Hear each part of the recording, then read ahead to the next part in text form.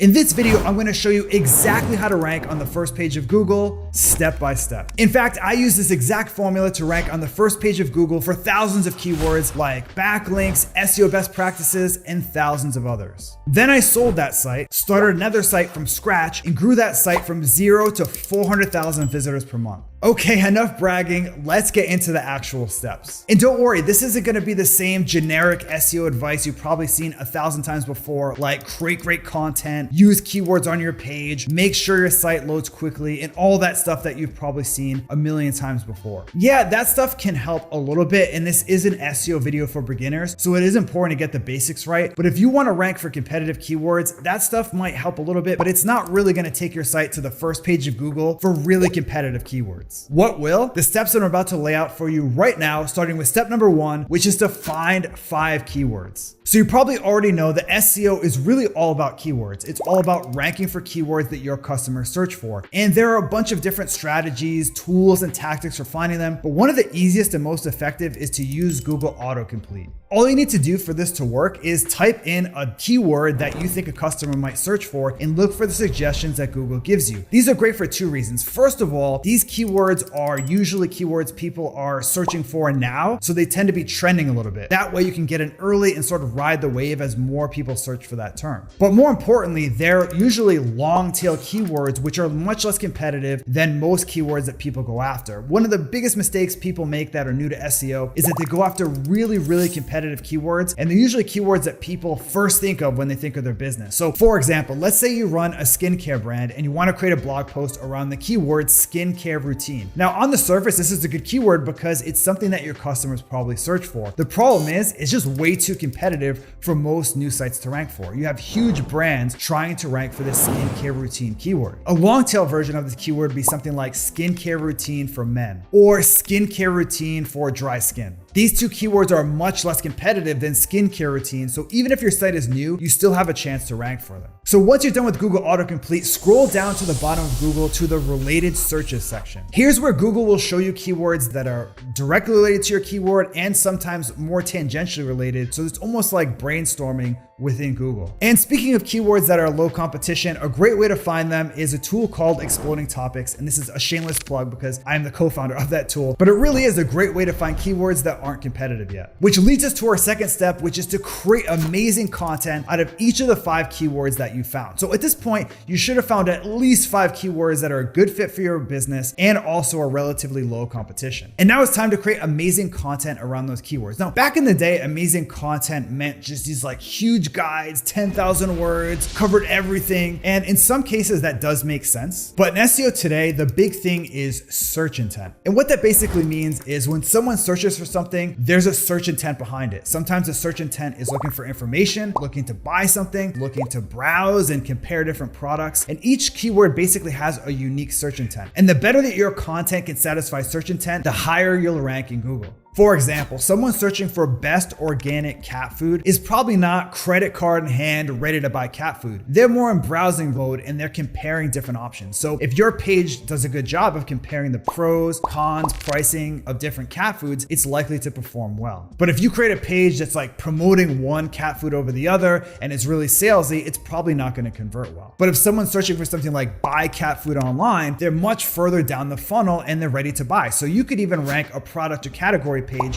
for a keyword like that on your e-commerce site, even though there's no valuable content. Besides search intent, you also want to create something that's unique, something that brings something new to the table or something better to the table. Otherwise, you're going to have a hard time ranking because for most keywords, there are already a decent number of results. So for you to stand out and create something that deserves to be on the first page or even number 1, you need to bring something really different to the table that the results don't already have. For example, look at this guide from my old site. It contains strategies, tips, case studies, and other things that really no other content has, which is one of the reasons it ranked on the first page so quickly. Plus, most importantly, it's not just unique for the sake of being unique, it satisfies search intent, which Google can measure. And when they see people are generally happy with your page, it's gonna rise up the rankings. But if they find that your page isn't a good fit for search intent, they're gonna downrank you. So once you have a piece of content ready to go, the next step is to optimize it for SEO. And this used to be somewhat complicated and involved back in the day. You used to have to put your keyword in your content a bunch of times, put your keyword in an H2 tag. But today, that stuff doesn't really move the needle anymore. I honestly don't don't worry that much about on-page SEO today because it's really so simple. And instead I just focus on creating great content that satisfies search intent. In fact, we have a whole writing team at my startup and we don't really tell them anything about SEO. We don't want to get into their head that they have to worry about keywords or related keywords or all this stuff. We just say, create the best content possible. And for this keyword, create something that someone landing on the page would say, yes, this is like exactly what I'm looking for. The whole on-page thing is relatively simple. All you really need to do is have your keyword in your title, in the first couple hundred words of your page, and then a few other times on your page just to let Google know that this page is about that topic. For example, this post from the Exploding Topics blog is optimized around the keyword business trends. So we include that exact keyword in the title,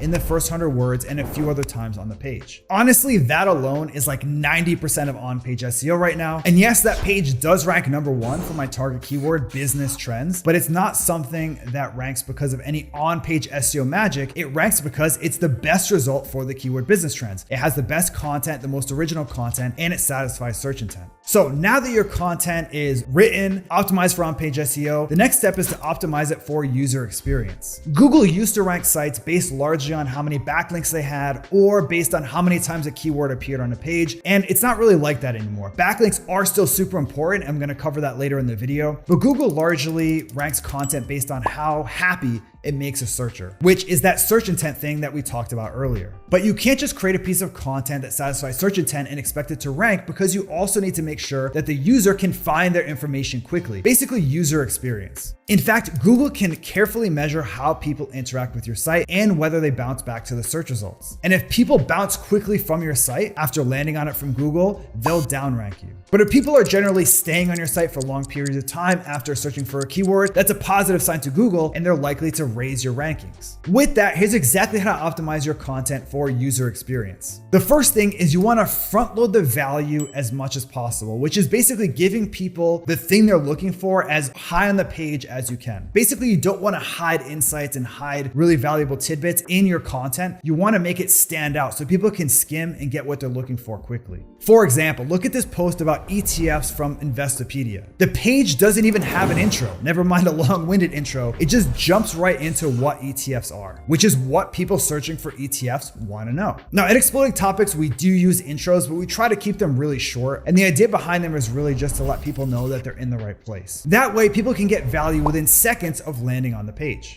Another thing to look at is your content layout and design. Specifically, you want to make your content easy to read, or as I like to say, when it comes to online content, hard to read means won't read. So if your font is small or sections are all squished together or you have long paragraphs, people are not going to read it no matter how good the content is. Now, if you want to see a great example of how this looks, go to healthline.com. They're probably the gold standard when it comes to content layout and design. They have super big, easy to read font, a simple layout, and lots of subheadings that make the content easy to read and skim. And now it's time for our last step, which is to build backlinks. Make no mistake, backlinks are still super important when it comes to SEO. That's because Google largely uses backlinks to figure out which sites are trustworthy and authoritative. In other words, the exact types of sites that they want to show at the top of the search results. Now, there are a million ways to build backlinks, from broken link building to guest posting. But considering this is a video about SEO for beginners, I wanted to give you a sort of approachable strategy that anyone can use. A strategy that works especially well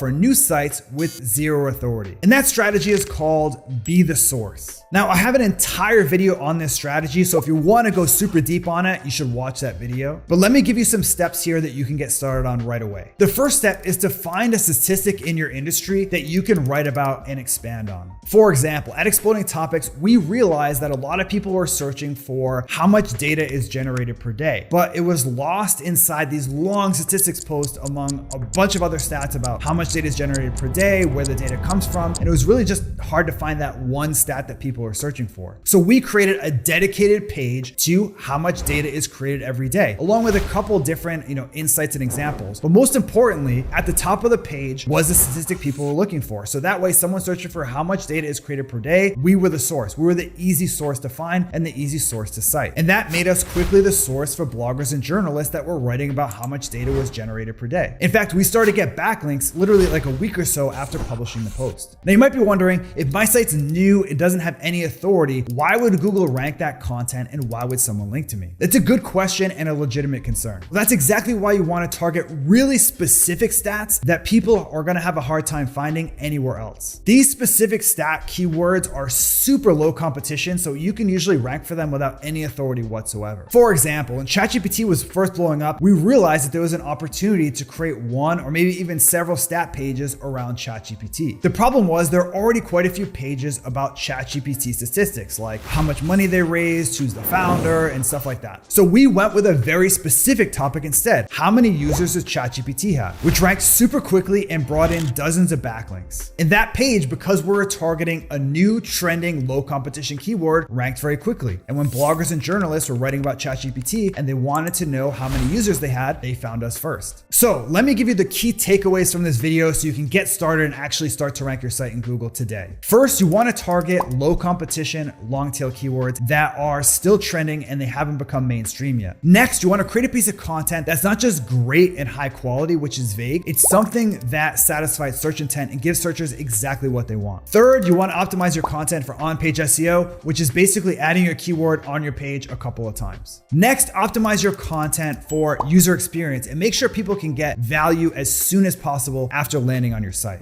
Finally, you want to build backlinks. And like I said, there are 1,000 different ways to do this, but the best way to get started is to be the source for a specific statistic in your niche. So yeah, that's about it. That's all for my SEO guide for beginners. Now I'd like to hear from you. Which step from this video are you going to try first? Let me know in the comment section below, and I'll see you in the next video.